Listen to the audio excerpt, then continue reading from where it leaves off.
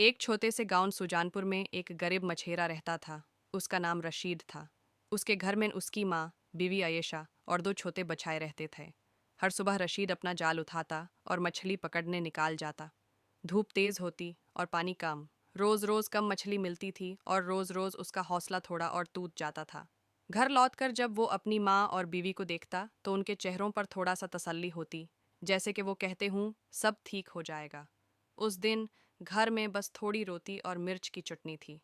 बचाए चुपचाप खा रहे थे और राशिद बस आसमान की तरफ देखता रहा, जैसे ऊपर कोई उसकी बात सुन रहा हो। अगली सुबह राशिद फिर से तालाब गया। सूरज अभी नया नया उग रहा था। पानी में जाल डालते वक्त उसके चेहरे पर उम्मीद और थका दोनों लिखे थे। मगर किस्मत फिर भी मेहरबान न हुई।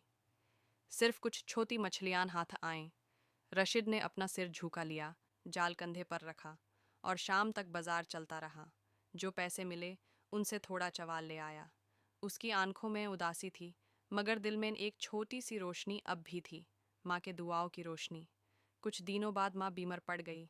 रशीद ने अपना हर पैसा उनके इलाज में लगा दिया, मगर तकदीर कुछ और थी। माँ चली गई।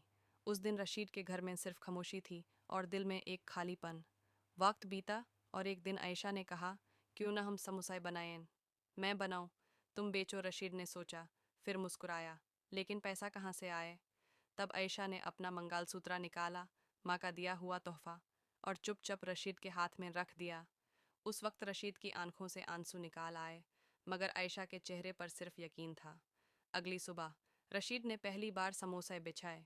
कुछ लोग आए, कुछ चले गए, लेकिन उस रात जब वो थकान से सोता तो सपने में माँ आई और कहा, बेटा, हिम्मत मत हार, मेरा आशीर्वाद तेरे साथ है। अगली सुबह रशीद ने माँ की पुरानी कोठरी में सामान रखा, और उस दिन से जाने क्या हुआ, समोसे खुशबू से भर गए।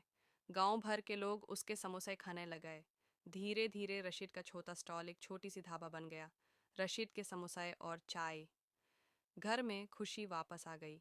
बचाए हंसते, लोग मुस्कुराते और आयशा के चेहरे पर फखर था।